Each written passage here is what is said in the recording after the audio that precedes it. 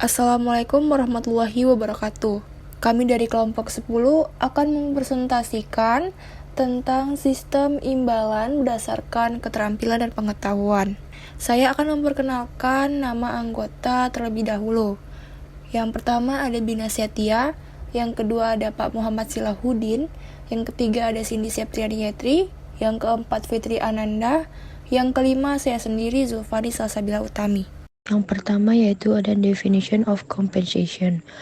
Kompensasi adalah fungsi manajemen sumber daya manusia yang berkaitan dengan semua bentuk penghargaan yang dijanjikan akan diterima karyawan sebagai imbalan dari pelaksanaan tugas dalam upaya pencapaian tujuan penerus. Selanjutnya yaitu ada tujuan dan manfaat. Kompensasi yang baik akan memberi beberapa efek positif pada organisasi atau perubahan sebagai berikut yang akan saya sebutkan ini. Yang pertama yaitu mendapatkan karyawan berkualitas baik. Sistem kompensasi yang baik akan dapat menarik karyawan untuk bergabung dengan perusahaan, terutama bagi karyawan yang berkualitas baik. Hal tersebut dikarenakan karyawan berkualitas baik biasanya mencari perusahaan yang dapat menghargai kinerjanya dengan baik dan adil. Yang kedua yaitu memacu pekerja untuk bekerja lebih giat dan meraih prestasi gemilang. Dengan adanya kompensasi yang baik, maka karyawan akan berlomba-lomba untuk meningkatkan kualitasnya. Teori kompensasi. Teori kompensasi terbagi menjadi beberapa.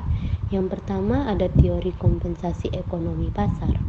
Teori ekonomi pasar adalah penciptaan suatu harga, upah, atau bayaran yang didasarkan atas kekuatan tawar-menawar negosiasi antara para pekerja, pegawai, karyawan, buruh, dan lain-lain dengan pihak manajemen perusahaan.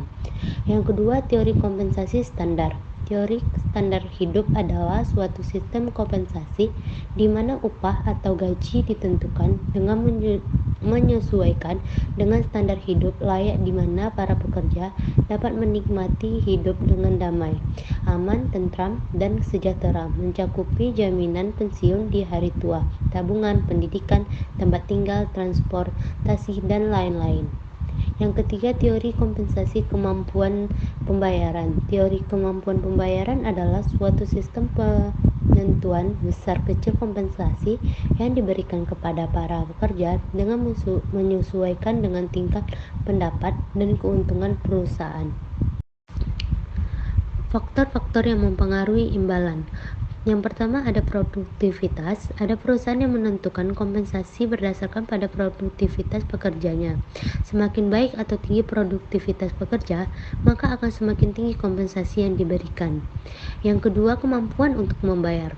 Perusahaan yang beroperasi pada pemasukan harian atau pemasukan tidak tetap biasanya memberi upah pekerja berdasarkan kemampuan perusahaan. Berbeda dengan perusahaan berskala besar dan bereputasi yang memberikan kompensasi yang besar bagi karyawannya. Yang ketiga, kesediaan untuk membayar. Ada beberapa perusahaan yang memberikan jenis-jenis tip kompensasi yang beragam, tergantung dengan kebijakan atau kesediaan masing-masing perusahaan. Contohnya di bank BNI ada kompensasi yang disebut jasa produksi, di mana ada kompensasi tambahan yang diberi kepada pekerja karena perusahaan mendapat keuntungan yang besar. Namun, tidak semua perusahaan menetapkan sistem kompensasi seperti itu. Baik, selanjutnya yang keempat, supply dan permintaan berdasarkan teori ekonomi pasar dalam teori ekonomi makro, supply dan demand. Yang kelima, serikat buruh. Kompensasi karyawan juga dipengaruhi oleh peran serikat buruh, terutama dalam perjanjian kerjasama. Tuntutan atas tunjangan tertentu dari serikat buruh memungkinkan perusahaan memenuhinya. Yang keenam, berbagai peraturan dan perundang-undangan. Besarnya kompensasi juga dipengaruhi oleh faktor peraturan perundang-undangan terkait upah.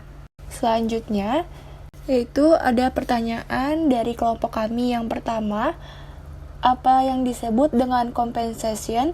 Yang kedua, apa saja tujuan dan manfaat kompensasi? Sebutkan 2.